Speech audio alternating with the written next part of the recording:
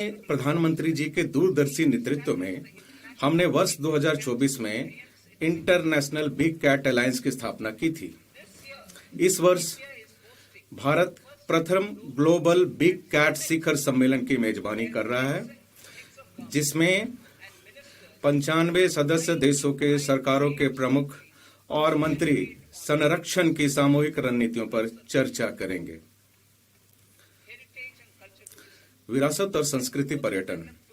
मैं लोथल, धौलावीरा, राखीगढ़ी, आदि चन्नालूर, सारनाथ, हस्तिनापुर और लेह पैलेस जैसे 15 पुरातात्विक स्थलों को जीवंत और अनुभवजन्य सांस्कृतिक गंतव्य के रूप में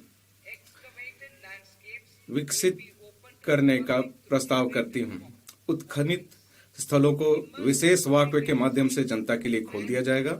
संरक्षण प्रयोगशालाओं, व्याख्यान केंद्रों और गाइडों की सहायता के लिए तल्लीन करने वाली कथानी रूपन कौशल और प्रौद्योगिकी की शुरुआत की जाएगी। खेलकूद। खेलकूद क्षेत्र कई प्रकार के रोजगार, कौशल और नौकरी के अवसर उपलब्ध कराता है। खेलो इंडिया कार्यक्रम के माध्यम से चल रहे खेलकूद से जुड़ी प्रतिभाओं के सुव्यवस्थित विकास के प्रयासों को आगे बढ़ाते हुए मैं अगले दशक में खेलकूद के क्षेत्र में बदलाव लाने के लिए खेलो इंडिया मिशन शुरू करने का प्रस्ताव करती हूं। यह मिशन निम्नलिखित सुविधाएं प्रदान करेगा: प्रशिक्षण केंद्रों द्वारा समर्थित आधारभूत, माध्यमिक और एलिट स्तरों पर एकीकृत प्रतिभा विकास पाथवे। ख, कोच और सहायक कर्मचारियों का व्यवस्थित तरीके से विकास।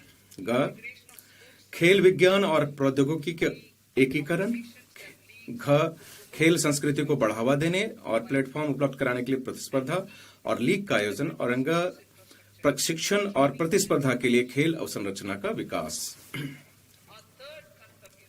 हमारा तीसरा कर्तव्य विकसित भारत के लिए सबका साथ सबका विकास के हमारे विजन के अनुरूप है। इसके लिए निम्नलिखित के लिए लक्षित प्रयास किए जाने अपेक्षित हैं: छोटे और सीमांत किसानों पर विशेष ध्यान देते हुए उत्पादकता और उद्यमशीलता बढ़ाकर किसानों की आय में वृद्धि करना। ख, आजीविका के अवसर, प्रशिक्षण और उच्च गुणवत्तापूर्ण सहायक उपकरणों तक पहुंच प्रदान करने के माध्यम से दिव्यांगजनों का सशक्तिकरण।